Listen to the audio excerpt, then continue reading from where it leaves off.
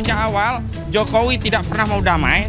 Kalau kami mengambil perdamaian, itu sama saja kami melakukan deklarasi pengkhianatan terhadap seluruh rakyat Indonesia. Legalisasi asli dari KPI. Sahabat baik saya Pak Arsul Sani. Hebatnya dia. Dia tampil di depan tunjuk itu ijazahnya yang asli. Nggak kayak yang lain.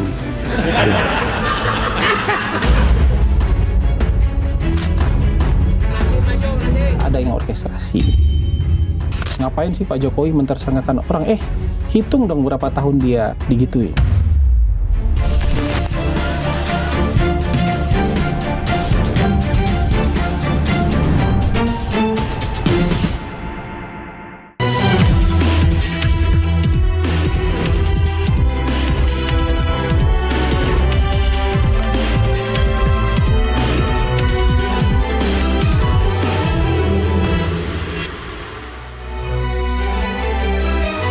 Roy Suryo CS menempuh jalan berliku demi membuktikan ijazah Jokowi palsu.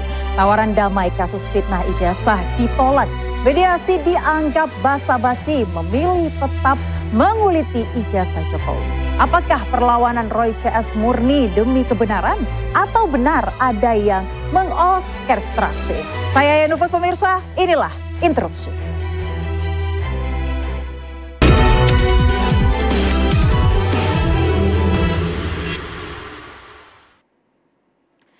Saya sudah bersama dengan 4 narasumber pada malam hari ini yang namanya masih terus disebut-sebut oleh masyarakat Indonesia. Saya kenalkan terlebih dahulu Bang Roy Suryo, tersangka fitnah ijazah Jokowi. Selamat malam Bang, baru balik dari Polda katanya. Apa? Tadi. Ngapain Bang di sana? Melaporkan seseorang yang telah mengedarkan kabar bohong. Baik, nanti kita akan bahas Bang. Tapi saya kenalkan dulu narasumber yang berikutnya. Ada Diska Putri selaku juru bicara Partai Demokrat. Selamat malam Mbak Diska, apa kabar? Baik. Baik ya. Dan di sebelah kanan saya sudah ada Wakil Ketua Umum Projo, ada Bang Freddy Damanik. Bang, selamat malam. Selamat malam. Apa kabar ya Bang?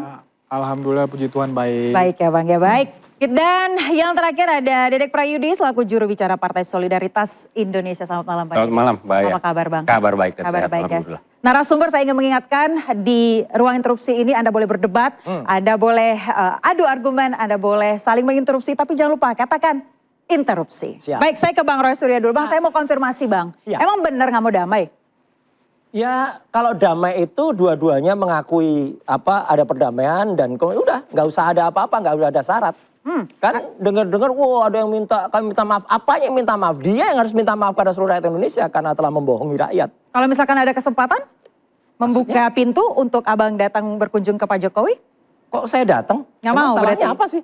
Oke. Gitu loh. Datang ke tempat netral kepada rakyat, buka ijazahnya di depan publik seperti yang dilakukan tadi di filler ya oleh Pak Asrul. Iya, Pak Arsul Sani. Arsul Sani. Nah, Arsul Sani itu bagus, itu negarawan. Meskipun yang dari Polan mengatakan itu ada masalah, tapi orangnya itu negarawan. Oke Bang, tapi dari pihak-pihak seperti UGM contohnya mereka sudah mengeluarkan dan juga mengatakan bahwa ada bukti baru seperti misalnya skripsi yang ditemukan di perpustakaan UGM. Kalau menurut Anda? Skripsi mana? Skripsinya nggak ada lembar pengujiannya kok. Yang katanya lembar pengujiannya terpisah. Ya tanyakan semua dosen atau orang-orang yang waras. Mana ada skripsi lembar pengujiannya dipisah? Nggak ada. Skripsi itu kalau mau dikumpulkan di perpustakaan, di rektorat, di fakultas, ke dosen pembimbing. Harus lengkap semua tanda tangannya. Kok bisa-bisanya dikatakan skripsi lembar pengujiannya terpisah? Ini jangan-jangan loh ya. Ini dibuat baru lagi, kemudian tempelin di situ. Oke, baik saya ke Bang Freddy. Bang, tadi katanya nggak mau harus Pak Jokowi yang minta maaf. Kalau dari Pak Jokowi emangnya akan membuka pintu nggak Bang? Kalau misalkan ada kesempatan itu? Ya saya rasa publik tahu bahwa Pak Jokowi belum pernah baik secara langsung maupun melalui kuasa hukumnya melemparkan wacana mediasi ini. Kita kan sama-sama tahu kenapa wacana mediasi ini rame di publik ya ketika RUU KUHP itu disepakati, diputuskan, kemudian Ketua Komisi 3 direspon kemudian oleh tim reformasi. Saya rasa wacana mediasi itu bagus. Hanya kan seperti kata Prof. Jimli tadi, mau tidak kedua belah pihak ini. Ya, nah, yang kami lihat ya pertama tadi Pak Jokowi belum pernah melemparkan wacana mediasi ini. Dan kalaupun ada, pasti kami juga akan terima arahan itu. Ya, bangun narasinya segala macam. Kan begitu. Dari kuasa hukumnya juga tidak pernah. Jadi menurut kami, sementara yang berikutnya itu dari pihak Mas Roy kan jelas. Ya, tadi juga statementnya sudah jelas. Ini artinya ini sangat sulit diwujudkan. Nah, itu saya rasa begitu. Tapi ya memang saya sebagai sebagai orang hukum juga melihat ini kan sudah lama menjadi perhatian publik, menjadi polemik. Ya. Ini memang saya melihat memang satu-satunya jalan adalah diputuskan melalui putusan pengadilan. Artinya putusan pengadilan akan memberikan kepastian hukum, akan memberikan keadilan bagi para pihak walaupun pasti ada yang tidak setuju tentang putusan hukum itu. Tetapi Mas Roy tadi sudah mengatakan harusnya dia yang minta maaf. Ngapain saya yang minta maaf? Itu tidak akan mungkin dilakukan atau terjawab ya pertanyaan-pertanyaan itu melalui proses mediasi tersebut. Tidak akan mungkin. Makanya sudah mari kita tunggu saja proses hukum, putusan pengadilan. Ya. Tapi udah ada statement katanya dari mantan politisi, saya lupa namanya, katanya kalau lanjut ke pengadilan akan ada polarisasi hukum. politisasi hukum. Polarisasi hukum. Nah itu yang saya sampaikan. Mari kita masyarakat, ya publik, media sama-sama mengawasi ini. Kalau polarisasi itu ya sejak kasus ini bergulir, memang ini sudah menjadi polarisasi. Itu harus kita akuin. Ya dari awal saya katakan ya, isu ini, kasus ini ada dua, hukum, perspektif hukum maupun perspektif politik. Ya, perspektif hukumnya mari kita selesaikan secara hukum melalui putusan pengadilan. Perspektif politiknya ya mari juga kita berargumen ya, bernarasi tentang politiknya. Mari. Jadi diselesaikan secara politik juga. Tetapi kalau hukum memang harus diselesaikan secara hukum. Oke, Bang Roy. Oke, sebentar saya ke Bang Roy. Bang, harus diselesaikan secara hukum dan juga politik. Loh, nggak apa-apa. Kan memang yang dari awal itu yang tidak secara jantan, tidak secara negarawan, orang yang tidak mau menunjukkan padahal itu sudah jelas aturannya.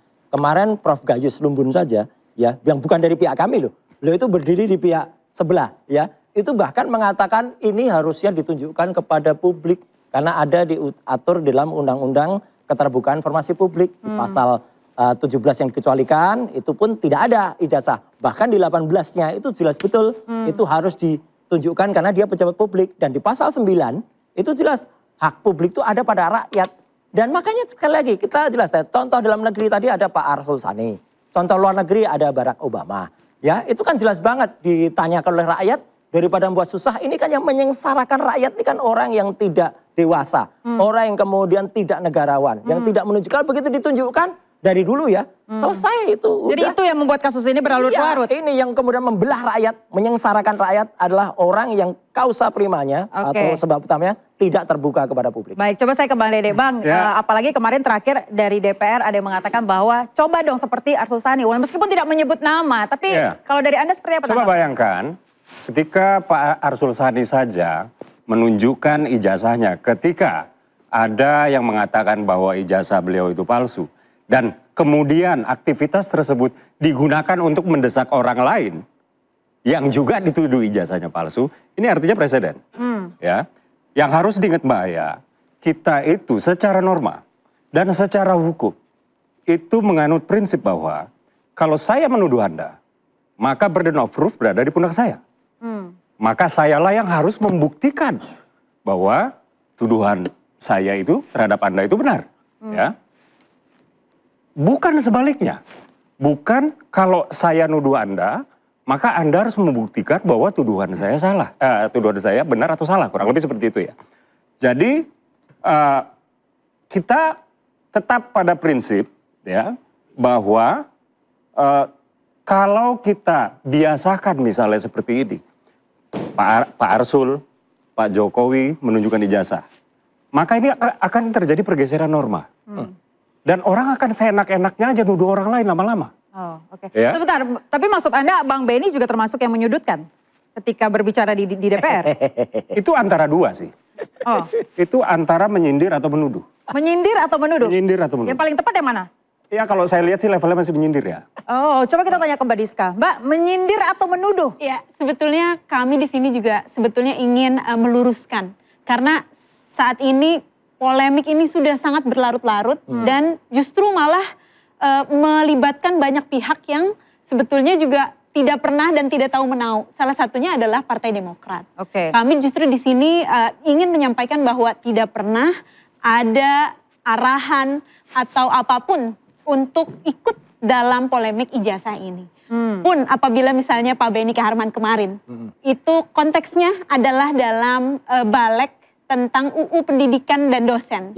Yang dimana di sana ada sertifikasi guru dan segala macam gitu. Lalu kemudian apakah itu kemudian menjadi bagian atau dianggap sebagai apa? Menuduh, itu kan sebetulnya adalah bukan dari kami yang melakukannya, tapi kan apakah itu, dan tidak pernah ada nama di situ, begitu. Apalagi kalau misalnya melihat Partai Demokrat sendiri, kami selalu menyampaikan bahwa selalu diajarkan untuk politik yang santun. Pak SBY itu selalu melakukan politik yang santun, sehingga kami merasa bahwa dan tidak pernah ada kepentingan, maksudnya apa kebutuhan Partai Demokrat saat ini untuk ikut dalam polemik yang berlarut-larut. Maksudnya ada tokoh-tokoh besar di Demokrat yang merasa terikut sertakan dengan adanya. Tentu tidak, tapi kan saat ini kan terus berlanjut, apalagi ketika Mbak Diska. hanya ada satu, tiba-tiba misalnya hanya dengan satu omongan kemudian kita diikutkan dalam Partai Demokrat. Tapi di masyarakat ini seperti bola liar ya, karena adanya statement dari Bang Benny ini. Tapi kita akan bahas itu usai jeda, pemirsa tetaplah di Interupsi.